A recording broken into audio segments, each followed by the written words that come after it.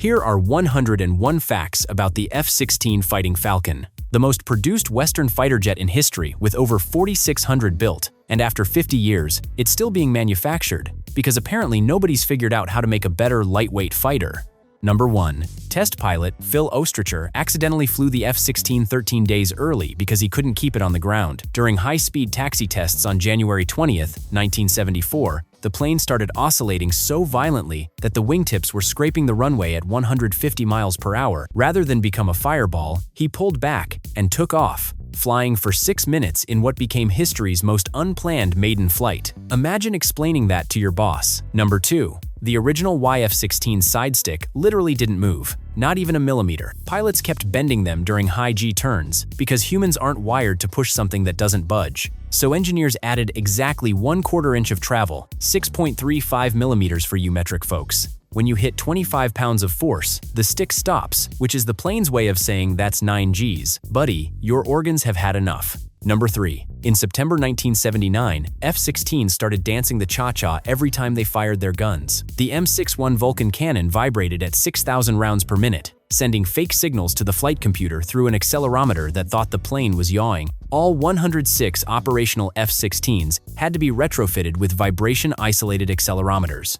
Number 4. The YF-16 was designed with only 2 cubic feet of empty space, compared to the F-15's 15 cubic feet. Why? To stop the Air Force from stuffing it with expensive junk later. One congressman actually suggested filling it with styrofoam just to make sure nobody could add gold-plated features. Number 5. The F-16 was the first production fighter intentionally designed to be aerodynamically unstable. At 0.6 Mach, it has negative stability of -4 to -5%, meaning without computers, it would flip faster than your wife's mood. But hit Mach 1, and suddenly it becomes stable with a plus 23% margin. It's basically a controlled crash waiting to happen, held together by software. Number 6. F-16 pilots sit in a 30-degree reclined ejection seat, compared to the normal 13 to 15 degrees in other fighters. This lazy-boy angle reduces the heart-to-brain distance, helping pilots stay conscious during 9G turns. At that force, your helmet weighs 135 pounds on your neck. Number 7. The F-16's wings sweep back at exactly 40 degrees. How'd they pick that number? Engineers tested 78 different wing configurations in wind tunnels for 1,272 hours. That's 53 straight days of watching air blow over metal. Someone literally spent 2 months of their life determining the perfect wing angle, so you could watch Top Gun and think that's cool. Number 8. The revolutionary wing-body blending saved 250 pounds of weight while eliminating the need for an extra foot of fuselage length. In fighter jet terms, that's like getting a six-pack without doing crunches. The smooth blend from wing to body wasn't just aesthetic. It made the plane lighter, stronger, and more spacious inside. Number 9. The F-16's intentionally unstable design cut trim drag by 50% during high-G maneuvers, boosting supersonic turn rates by 15% and subsonic by 8%. It also shaved 400 pounds off mission weight. That's like making your car faster by removing the steering wheel's self-centering. Except here, computers do the centering 40 times per second. Number 10. Designer Harry Hilliker sized the F-16 to fight on internal fuel only, using external tanks just for getting there. This philosophy cut 1,470 pounds of empty weight and improved turn rate by 5% while boosting acceleration 30%. Basically, he built a knife fighter that could put on a backpack when it needed to travel. Number 11. The YF-16 gets 0.25 to 0.39 nautical miles per pound of fuel. The F-15A, 0.15 to 0.20. The F-4E Phantom, a pathetic 0.08 to 0.12. In car terms, that is like getting 40 miles per gallon, while your buddy's muscle car gets 12. Except this economy car can break the sound barrier and pull 9 Gs. Number 12. The F-16 is 80% aluminum, 8% steel, 3% composites, and 1.5% titanium. About 60% of it is literally bent sheet metal, like a really expensive, supersonic origami project. The leading-edge flaps use aluminum honeycomb bonded with graphite epoxy, fancy words for really light, really strong, really expensive. Number 13. Production F-16s got fat compared to the prototype. The wings grew by 20 square feet, the fuselage stretched 10.6 inches, and weight jumped 25%. It is like your friend who was ripped in college but added some functional mass by 30, still capable, just carrying a bit more. Number 14. Block 15 F-16s got 30% bigger horizontal tails to handle extra weapons weight. They called it the big tail modification because fighter pilots are not known for creative naming. Between 1982 and 1984, they retrofitted early jets under projects Pacerloft 1 and 2. Yes, someone got paid to name it Pacerloft. Number 15. The F-16 was designed to pull 9 Gs with full fuel tanks, while other fighters could only manage 7.33 Gs at 80% fuel. It was also built for 8,000 flight hours instead of the standard 4,000. This thing was basically engineered to be abused twice as hard for twice as long. Your spine, however, was not. Number 16. The F-16 bubble canopy can take a 4-pound bird to the face at 350 knots and keep flying. That is a frozen chicken hitting your windshield at 400 miles per hour. The single-piece polycarbonate dome gives pilots 360-degree visibility with a 40-degree look-down angle, because when you are pulling 9 Gs, you want to see exactly what you are about to throw up on. Number 17. That frameless canopy lets pilots see 15 degrees down over the nose, compared to 12 to 13 degrees in other fighters. 3 degrees might not sound like much, but in a dogfight, it is the difference between seeing the runway and becoming part of it. The 30-degree windshield slope was not for looks. It reduces optical distortion, so pilots do not mistake a Cessna for a MiG. Number 18. Going with one engine instead of two saved 4,500 pounds. The single F-100 engine design weighed 17,050 pounds for a 500-mile mission, while twin YJ-101s would have been 21,470 pounds. That is like choosing between carrying a motorcycle or a small car on your back. Sure, 2 engines are safer, but try doing a backflip with twice the weight. Number 19. The F-16 carries exactly 511 rounds for its M61A1 Vulcan cannon. Why 511? Because 512 would not fit. The gun spits out 100 rounds per second after a 0.3-second warm-up, meaning you have got about 5 seconds of trigger time before you are throwing empty beer cans at the enemy. The cannon sits in the left wing root with its ammo drum behind your seat, so you are literally sitting in front of a belt of explosives.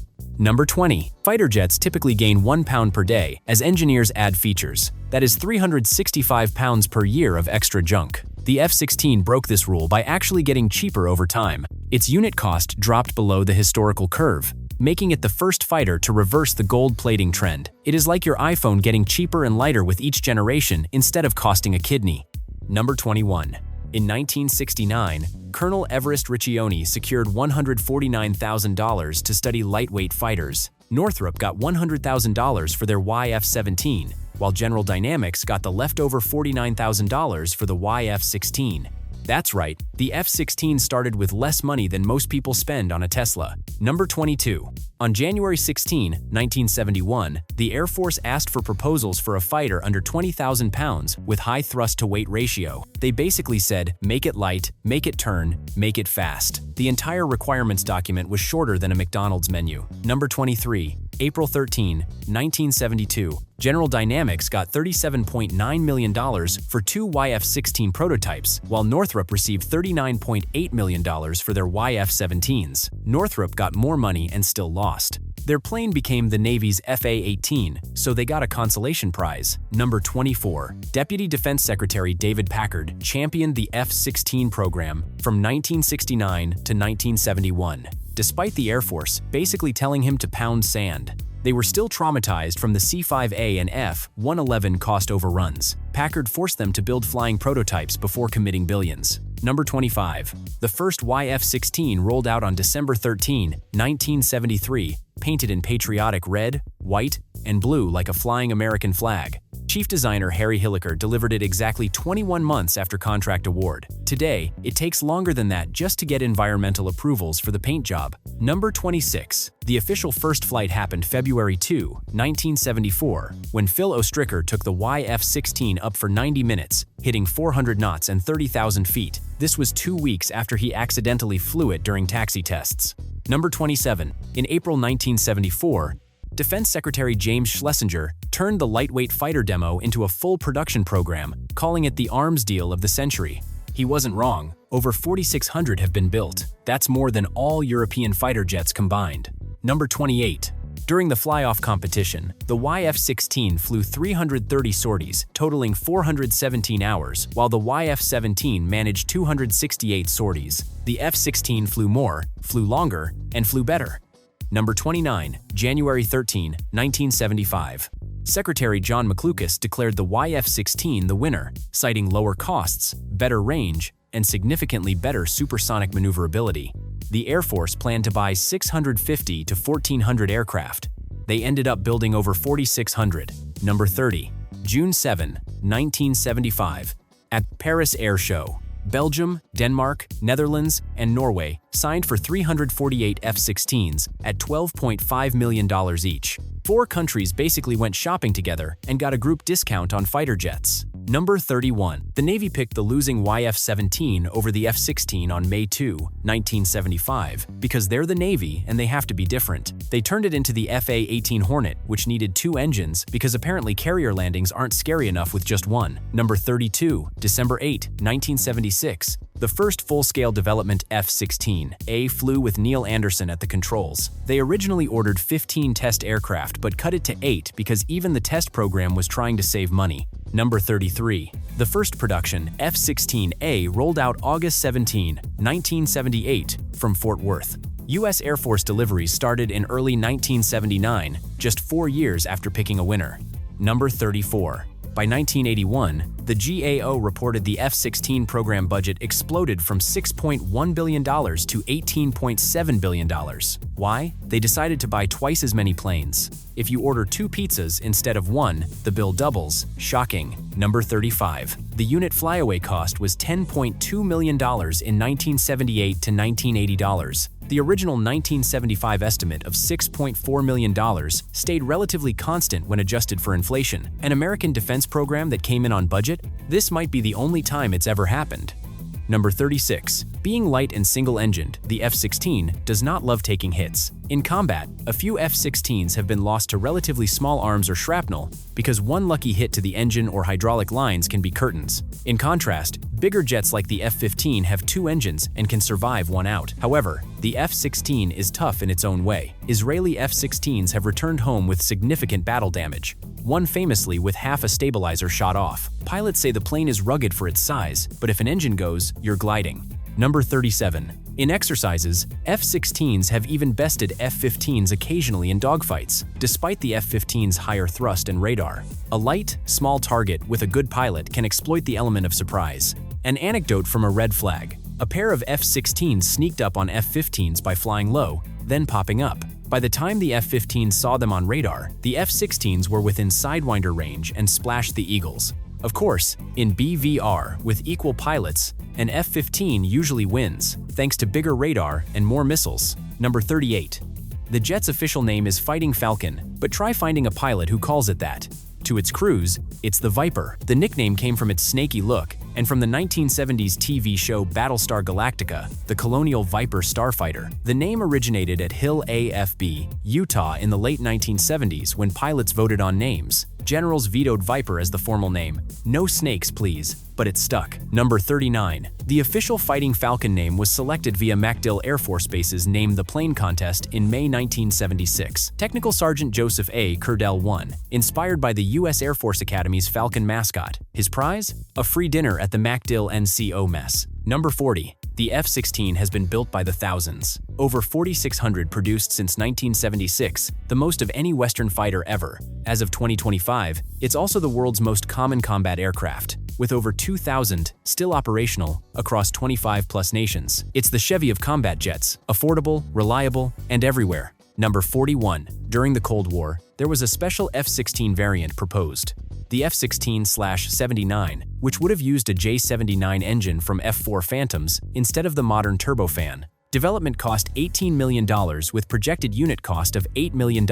This was a scheme to sell F-16s to countries like Pakistan under arms export restrictions. The J-79 was older tech, so maybe more politically acceptable. The F-16/79 flew as a test, but thankfully no one bought that clunker. It had less power and more smoke, totally diminishing the F-16's performance. South Korea and Pakistan rejected it, and Reagan canceled the program. Eventually, the US just loosened restrictions and sold standard F-16s. So, the downgrade Falcon died a quiet death. Number 42. Originally a General Dynamics product, the F-16 line was sold to Lockheed in 1993. Through mergers, it became Lockheed Martin's baby. So if you see Lockheed Martin F-16, do not be confused. It's the same Fighting Falcon, just with a different parent company. Number 43. The F-16 pulls 9 Gs, enough to make vision go dark, called a grayout, as blood drains from your head. At 9 G, a 200-pound pilot effectively weighs 1,800 pounds, and their helmet weighs 135 pounds of force on their neck. At 9 G, an 80-kilogram pilot feels pressure equivalent to 720 kilograms. It's like having a grand piano sitting on your chest while you're trying to fly. Without serious G-straining techniques and a modern G-suit, you'd black out in a snap. Number 44. You might have seen the MiG-29 killer graphic on some USAF F-16s. After the 1999 Allied force, some USA F-16s got kill markings for the MiG-29s they took down.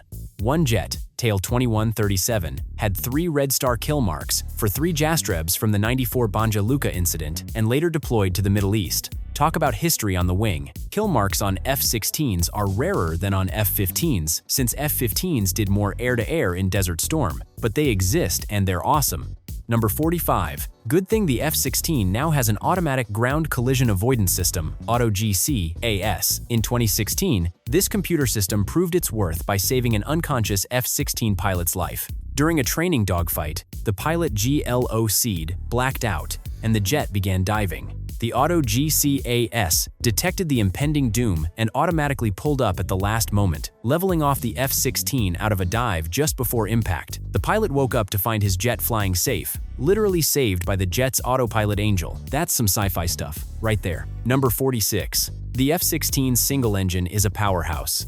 Early F-16, as had Pratt and Whitney F-100 engines around 25,000 pound thrust. Later F-16Cs often packed the General Electric F-110 with 29,000 plus pounds of thrust. That's roughly the horsepower of 30 diesel train locomotives in a plane, weighing only around 25,000 pounds empty. The thrust to weight can exceed 1-to-1, meaning the F-16 can accelerate straight up. Number 47. The F-16 is known to be maintenance-friendly for a fighter. It has modular components and good accessibility. The entire engine can be swapped in a couple of hours with the right crew and a hoist. Its reliability was one reason the Thunderbirds chose it, fewer canceled shows due to breakdowns. F-16 requires 17 maintenance man-hours per flight hour on average. 114th Fighter Wing South Dakota reported 33 maintenance man-hours per flying hour for aging F-16s. That said, like any jet, it has its divas. The early F-100 engines ate themselves sometimes, hence Pratt's improvements, and the wiring in older F-16s can get finicky with age. Number 48. Top speed? Around Mach 2, about 1,500 miles per hour, at altitude. That's not SR-71 fast, but plenty quick to outrun most threats or zoom across a country in minutes. Fun fact. At sea level, the F-16 cannot hit Mach 2 due to drag, but it'll still shatter eardrums going transonic with an ear-splitting roar. Number 49. Speaking of pop culture, the F-16's likeness graced one of the most famous flight simulators ever, Falcon 4.0, 1998. This PC game was so realistic, its thick manual could practically qualify as a tech order. A whole generation of armchair pilots learned the ins and outs of the F-16's radar and weapons from Falcon 4.0, which even today has fan-made mods keeping it alive. Number 50. It's a true multi-role fighter. The F-16 can carry air-to-air, missiles, bombs, rockets, pods, you name it. It has 11 hardpoints, points to hang stuff under the wings and fuselage, and can lug up to 17,000 plus pounds of ordnance. That payload is equivalent to the bomb load of a World War II B-17 bomber, all on one petite fighter. Number 51. The early F-16A was daylight, clear weather optimized, a pure fighter, but as it evolved into later blocks and the F-16C and D models, it gained all-weather and night capability, better radar, precision weapons, and more. It went from a hot rod dogfighter to a true multi-role workhorse. In USAF service, it took on jobs like Wild Weasel, SEAD, suppression of enemy air defenses, armed with anti-radar missiles, replacing dedicated F-4G Wild Weasel jets by 1996. Basically, the F-16 said, "I can do that too," and did. Number 52. The F-16's design was so good, other nations cloned and improved it. Israel built customized F-16s, nicknamed Nets, Barak, Sufa, meaning Falcon, Lightning, Storm. Japan created the Mitsubishi F-2, essentially an enlarged F-16 with bigger wings and more range and a much bigger price tag. It's been jokingly called the F-16 on steroids. Number 53. The F-16XL first flew July 3, 1982. Despite 40% greater range, 82% increase in internal fuel, and twice the payload, the Air Force rejected it in February 1984 in favor of the twin-engine F-15E Strike Eagle. Number 54. The Thunderbirds. The USAF's elite aerobatic team switched to F-16s in 1983 and have flown them ever since. Painted in red, white, blue livery, these Vipers perform dazzling maneuvers at air shows. Fun fact: Thunderbird F-16s have smoke generators in the place of their 20mm guns to trail that white smoke during shows. They make it look easy, but trust me, looping an F-16 at 300 feet off the ground is anything but easy. Number 55. The F-16's tight turning prowess famously allowed it to perform high angle of attack maneuvers thanks to its strakes and fly-by-wire. At air shows, you might see an F-16 climb vertical, then fall tail first, tail slide, before regaining flight, a crowd pleaser. The F-16 achieves maximum instantaneous turn rate of 24.9 degrees per second at 0.55 Mach at sea level. Number 56. There's a rare F-16 variant called F-16 ADF, Air Defense Fighter, that the Air National Guard used in the late 1980s for homeland defense. These were F-16A and B models, modified with better radars and the ability to shoot AIM-7 Sparrow radar guided missiles to intercept bombers. They stood alert in the US, replacing the aging F-106 Delta Dart. Once the F-16C came along with AMRAAMs, the ADFs were phased out. Italy actually leased some of those retired F-16 ADFs in the 2000s for their own air defense while they waited for Eurofighters. Number 57. In 2003, Thunderbird pilot Captain Chris Strickland's F-16 crashed during an airshow when he misjudged a loop. He miraculously ejected a split second before impact, surviving with minor injuries. His emergency ejection during the split S maneuver fell well outside the published ejection envelope, making survival chances minimal at best. He survived due to training, had simulated scenarios hundreds of times. Number 58. The F-16 is often compared with its crosstown rival, the F/A-18 Hornet. In the 80s, these two were like Chevy versus Ford for fighter fans. The Hornet is twin-engine, carrier-capable, a bit slower, but can pull more AOA, angle of attack, in a slow dogfight. The F-16 is faster, has better thrust-to-weight, and a superior roll rate. At red flag exercises, F-16 and F/A-18 pilots spar and results vary by setup, but the F-16 usually has the edge in vertical fights while the Hornet can excel in slow-speed nose-pointing contests. Number 59. The F-16 earned the unflattering nickname Lawn Dart in its early years due to a string of crashes. In the 1980s, there were some engine failures and other mishaps that saw F-16s literally nosedive into the dirt. Nothing like a pointy gray jet burying itself in the ground to inspire a dark humor nickname among pilots. Improved training and engine tweaks fixed a lot, but the nickname stuck as gallows humor. Number 60. In 2018, a Belgian mechanic accidentally fired an F-16's 20mm Vulcan cannon during maintenance and blew up another F-16 on the ground. The parked jet exploded, hangar crews ran for their lives, and 2 mechanics were injured. Number 61. In 2019, a Dutch F-16 managed to shoot itself. Yes, you read that right. During a training firing run, an RNL AF-F-16 fired its cannon, then flew through the stream of 20mm shells and caught a few rounds in its own fuselage. The jet landed safely despite the self-inflicted wounds. That's when you know you're flying faster than your bullets, or rather, overtaking the arc of your ammo. File that under things you do not expect to do in a fighter jet. Number 62. The F-16's radar has evolved massively. Early ones had the ANAPG 66 pulse radar. Good for the time. New F-16V Block 70 jets sport the ANAPG 83A ESA radar, with far better range and resolution, plus low probability of intercept modes. Modern F-16s also carry JHMCS helmet-mounted sights and AIM-9X Sidewinder missiles, meaning a Viper pilot can simply turn their head, lock you up, and shoot an off-boresight missile that chases you down even if you are not right in front. It's a different beast than the 1980s Falcon. Number 63. The F-16 has seen extensive combat and has the kills to prove it. In the 1982 Lebanon War, Israeli F-16s racked up 44 air-to-air kills against Syrian MiGs in just a few days, with 0 losses in those engagements. It was one of the biggest jet versus jet melees ever, and the F-16 and its partner, the F-15, dominated. The Viper's coming out party was a turkey shoot. Total IAF claim during Operation Peace for Galilee: 47 kills without air-to-air combat losses. Number 64. The very first F-16 air combat kill was actually earlier. On April 28, 1981, An Israeli F-16A, tail number 112 from 117 Squadron, shot down a Syrian Mi-8 helicopter over the Bekaa Valley with cannon fire after an AIM-9 failed. Not a glamorous first kill, a chopper, but a kill nonetheless. Number 65. A month later, in June '81, Israeli F-16s made headlines again by bombing the Iraqi Osirak nuclear reactor in a daring raid, Operation Opera. On June 7, 1981, at 15:55 local time, 8 F-16 Anets fighters led by Lieutenant Colonel Ziv Raz destroyed Iraq's Osirak nuclear reactor near Baghdad. The 1,000-mile round-trip mission lasted 3 hours. Each F-16 carried 2 Mk-84 2,000-pound bombs. All 8 returned unscathed. So within its first years, the F-16 had notched both air-to-air victories and a strategic bombing mission on its belt. Number 66. One Israeli F-16 stands above the rest. F-16, a tail number 107. This jet, nicknamed Nets 107, is a dogfighting legend. It shot down 7 enemy aircraft in 1982, 6 solo kills and 1 shared. Plus, it was one of the 8 F-16s that bombed the Iraqi reactor in 1981. With 6.5 kill marks and a nuclear reactor to its credit, that single F-16 has perhaps the most badass resume of any Falcon in history. First arrived in Israel July 2, 1980. Number 67. The F-16 can also carry nukes.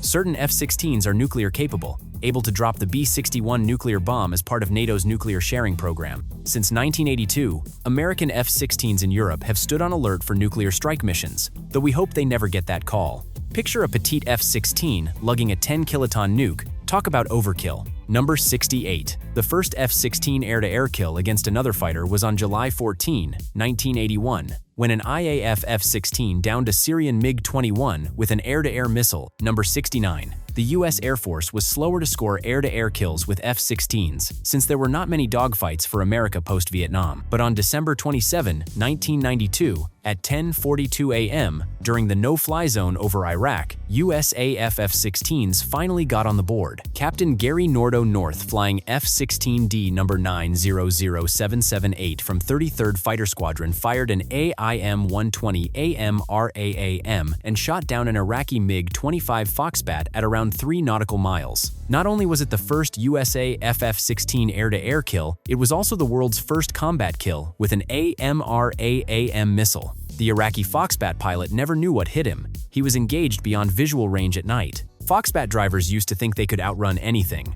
The AMRAAM and the F-16 proved otherwise. Number 70. In the 1991 Gulf War, F-16s flew a ton of strike missions but did not score any aerial kills. The F-15s hogged those. They did, however, participate in the famous Package Q strike on Baghdad, the largest single mission of the war. On January 19, 1991, a whopping 56 F-16s, plus other support jets from 388th and 401 St. TFWs, attacked Iraqi targets in broad daylight, including Tuwaitha Nuclear Research Center. It was a wild weasel of a mission.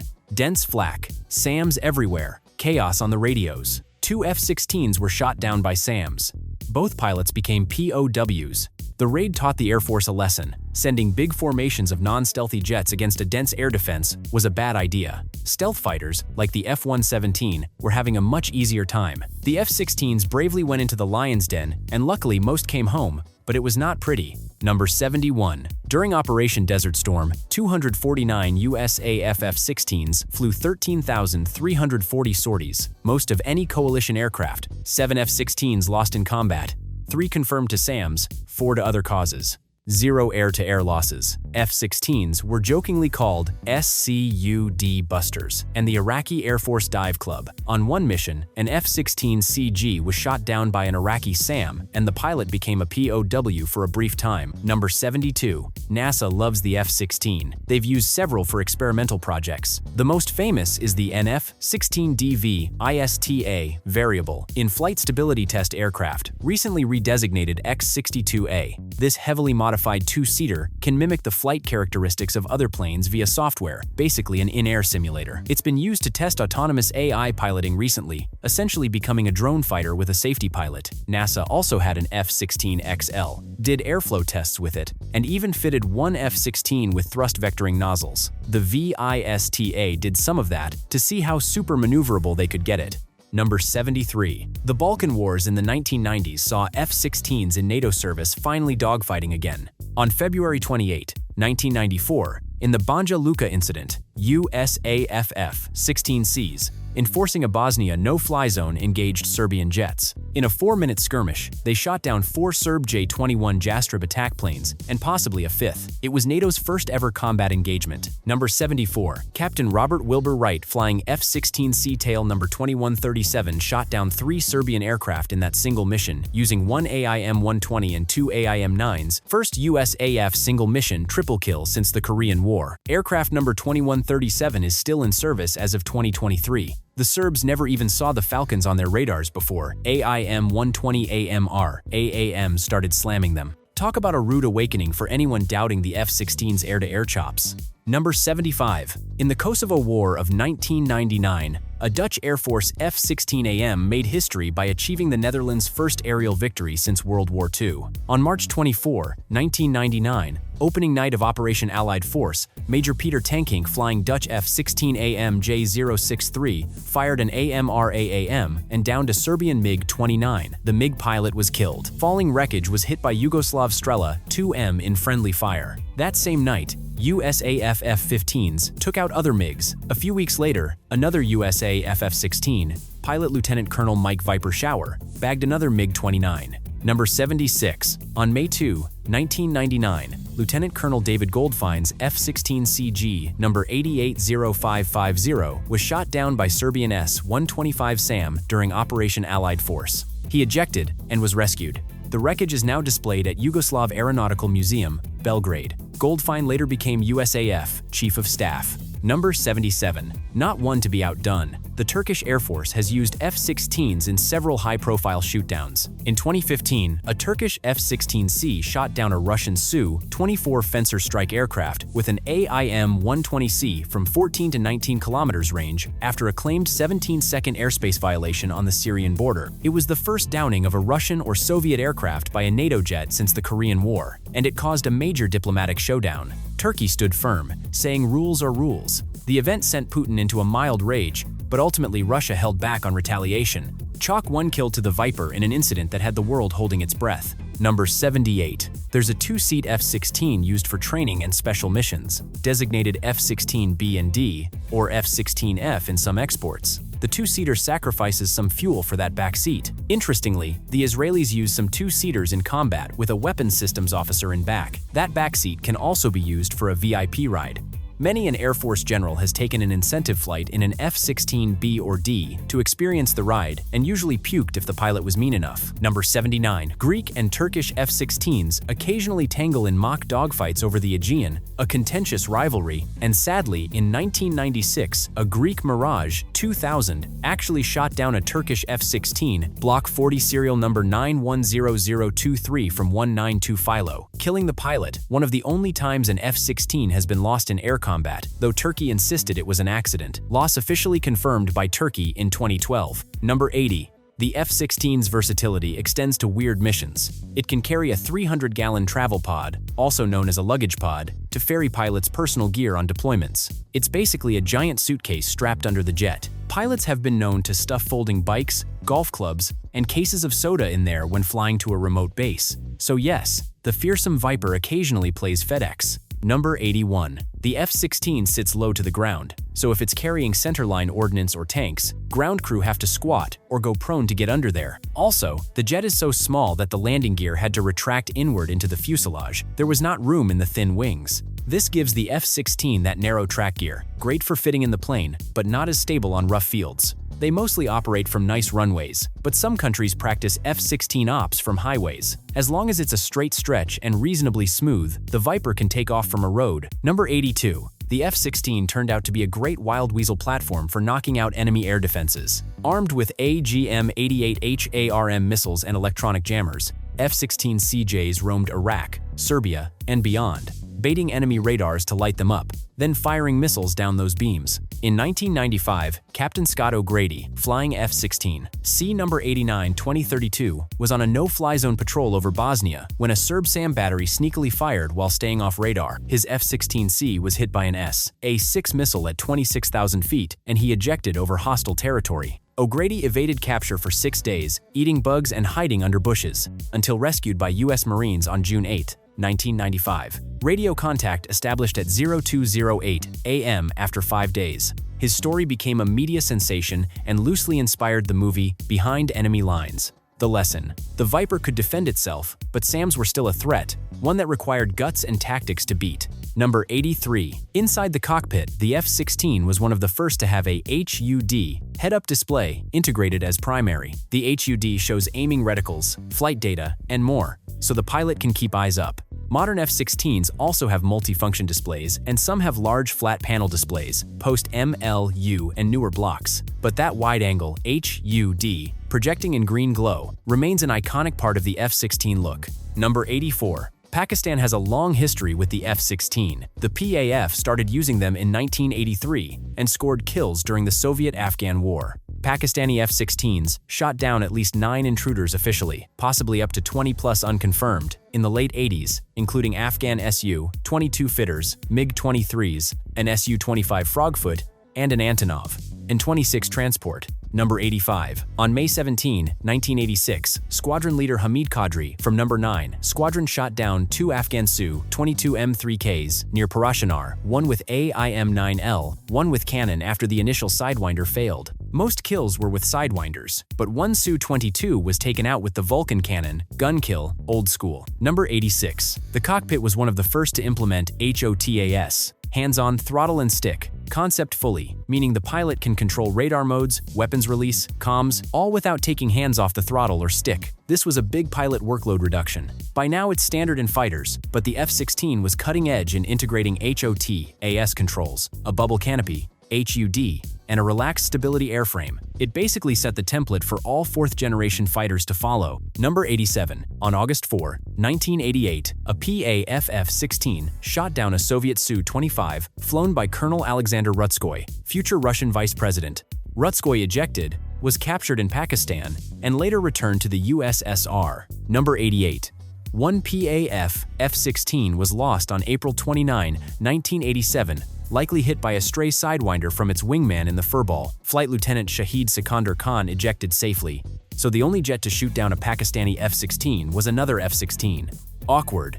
Number 89. In 2019, during a clash with India, Pakistan claimed its F-16s shot down an Indian MiG-21 and maybe a Su-30. India denied the Su-30 part. India, for its part, claimed that one of their MiG-21 Bison managed to shoot down a PAF F-16, a highly disputed claim. The US later counted Pakistan's F-16s, and reportedly, none were missing, implying the Indian claim was false. Fog of war at its finest. Number 90. One of the rarest F-16 variants is the F-16I Sufa Storm, used by Israel. It's a 2-seater with conformal fuel tanks and Israeli avionics. In 2018, a Sufa F-16I from 201 Squadron was lost to a Syrian SA-5 SAM during strikes on Iranian and Syrian targets, the first Israeli F-16 shot down in decades. After 37 years, both pilots ejected safely over northern Israel.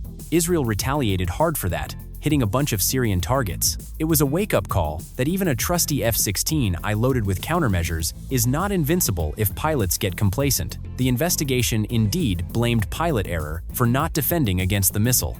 Number 91. The F-16's combat record overall is excellent. In air-to-air, it's something like 76 kills for maybe 1 or 2 losses, and those losses are contested. No F-16 has been confirmed shot down by an enemy fighter in a classic dogfight, except possibly that Greek Mirage versus Turkish F-16 in 1996. Most F-16 losses have been to ground fire, SAMs, or accidents. It's a testament to the jet's capability that it can mix it up with MiGs and come out on top so often. Number 92. No American pilot has 5 kills in the F-16 alone to become an ace. However, the Israeli Air Force has a couple of F-16 aces from the 1982 war, like Amir Nachumi. The top Falcon ace would be that Israeli pilot with 6 solo kills plus 1 shared an F-16. Number 107. American F-16 pilots, while extremely skilled, just have not had the same opportunities for dogfights due to air superiority being established, largely by F-15s. Number 93. Ever notice the F-16's air intake is under the nose? That was chosen to maximize airflow during high maneuvers and to avoid the nose-blocking airflow at high angles of attack. It also allows the nose to have the radar without an intake in front. However, an intake below means you better not get too low over dirt or you'll hoover up debris. FOD, foreign object damage, is a constant concern. The intake could suck in a bird or trash on the runway real easy. There are instances of F-16s ingesting birds. The engine usually survives smaller ones, but bigger birds can be trouble. Number 94. Ukrainian F-16s are now arriving as of 2023 to 2024. After much debate, NATO countries agreed to train Ukrainian pilots on F-16s and supply some jets to help them fight off Russia's invasion. This will mark the first time F-16s face off potentially against modern Russian fighters, like Su-35s in combat. It's a matchup Cold War nerds dreamed about. The training is underway, and Ukrainian pilots reportedly are quick studies. The Kremlin is not happy about this. The prospect of F-16s in Ukrainian skies in 2024 is making them sweat. The Fighting Falcon might soon be fighting for freedom in new skies. Number 95. The US Navy and Marine Corps do not fly F-16s as frontline fighters. They went with the F-18, but interestingly, the Navy did use small numbers of F-16s as aggressor training jets. Designated F-16N are used at Top Gun School to simulate enemy fighters in dissimilar air combat training. Painted in cool camo schemes, some in gray and blue like Soviet flankers, the F-16Ns were well loved by Navy pilots for their performance. They were retired in the 90s due to airframe fatigue, too many high-G mock dogfights. The Marines also flew a few twin-seat TF-16N versions. Number 96. On 9/11 in 2001, when all civilian planes were ordered to land, 2 F-16 pilots from the DC Air National Guard took off to protect Washington, D.C. without any missiles. Lieutenant Heather, Lucky Penny, and Colonel Mark Sassville scrambled in such a hurry their F-16s were only loaded with training rounds and nothing else. They essentially went up on a suicide mission, prepared to ram United Flight 93 if it threatened the Capitol. They knew that was the only way to stop a hijacked airliner with an unarmed jet. Fortunately, Flight 93's passengers brought it down themselves. Penny later recounted how she calmly decided saving her life simply was not as important and told herself she would not bother trying to eject. This story shows that sometimes it's not the machine, but the pilot's courage that defines a mission. Number 97.